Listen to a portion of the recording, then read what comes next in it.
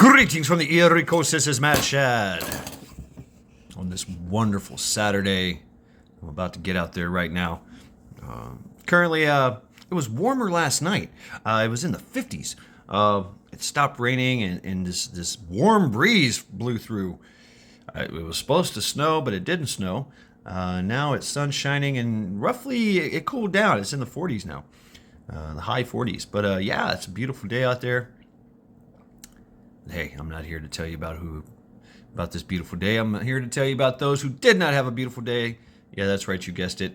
Those Americans that were trapped in Afghanistan, left there by Trader Joe's militia/incompetent regime. At least we forget that 13 servicemen and women died in Abbey Gate and Kabul, Afghanistan, along with 200 other poor souls, and 300 plus people lost arms and legs and limbs, things that don't grow back. Every day, never forget, and never forget whose fault this is.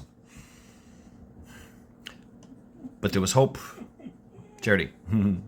There was hope.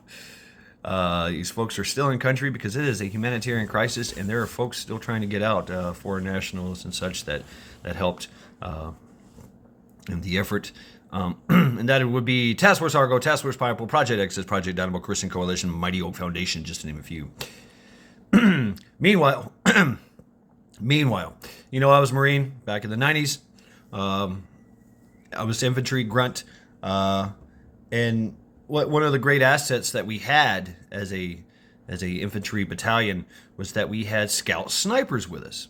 Scout snipers, stay platoon or reconnaissance and things like that. It's a from a commander standpoint, it is a great asset because when a battalion is moving forward, that scout sniper can go forward and forge the way and give eyes on and basically guide the whole battalion through. Usually a two-man team, if not more, because you want flanks and whatever. But they can literally pave the way and go and give the commander literally updates. I mean, right there updates of, hey, what's out there. And even though they're deployed forward of the battalion, they can see even farther and give, literally, tell, hey, don't go this way, or go this way, be careful of this. They can set the route, and of course, actions on the objective. A sniper is a game-changing unit in the infantry, because infantry, it's all about superior firepower. It was our mission statement was to locate, close with, and destroy the enemy by fire maneuver, and to repel the enemy's assault by fire in close combat.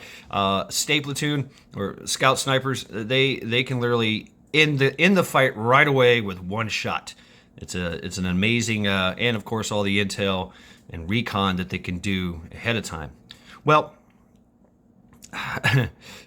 in the Commandant's infinite wisdom, they have decided to take away the scout snipers from the infantry.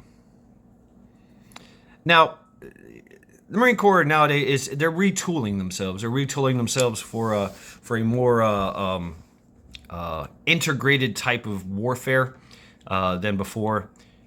It's still going to be the same type of get to it, fix bayonets kind of thing, but they're really like the fireman team, the 4-man fireman team is getting updated. They're getting more technical, more capabilities. Dealing with air and water, as of course is land warfare as well. But taking away that scout sniper capability, I think is a bad idea. But, hey, maybe they're going to try to integrate that into the infantry, some kind of like designated marksman. But the scout sniper has always been, since like World War I, since guns were a thing, since somebody thought, hey, you know what, I'm going to put an optic on this gun so I can really punch out and, do the math and the Kentucky windage and everything and figure out how to get this one bullet on target. That's always been a game changer throughout every conflict.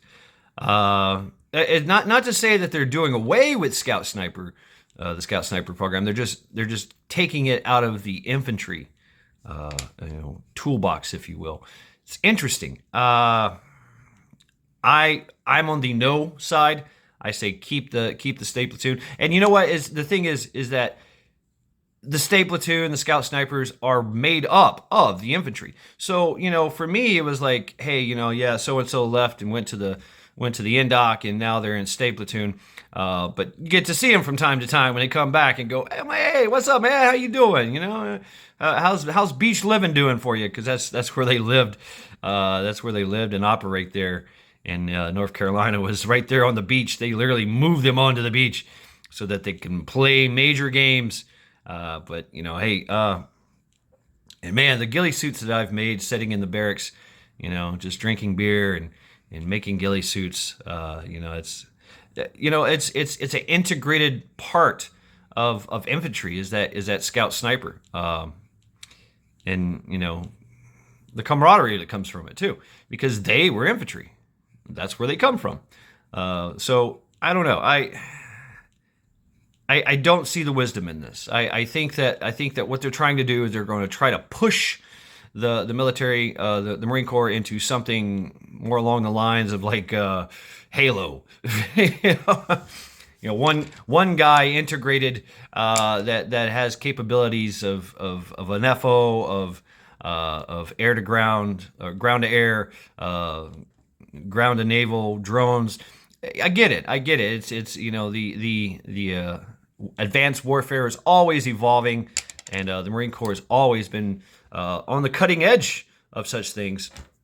But I think Scout Sniper is not an arcane technology, not at all, not an arcane capability. I think it should stay in the infantry wheelhouse, in their toolbox to be used, because sometimes a whole battalion can be held up by one guy in a elevated position, giving real time intel to the enemy and suppressing the enemy from moving. So one guy can change the whole battle, and having that counter sniper ability is very important, right? So and being able to do that as well. So that's my thoughts. I know, kind of long-winded, but hey, it is something that I've been interested in, and of course following for quite some time. The warrior that is unseen, that can literally take out a commander, take out an asset far away from anybody. Even knowing that they're there. Reconning the area, pointing out danger areas, pointing out advantage points. I think that's very valuable. As much as we try, as much as they try to make everything autonomous and technologically advanced, you're still going to need boots on the ground. You're still going to need bodies belly crawling through the muck in the mine, through the dirt, through the mud, through the grass, unseen. That can, you just can't get away from that. You got to have boots on the ground. You got to have bellies on the ground, right? So, so this has been Mad Shad. Every day, never forget.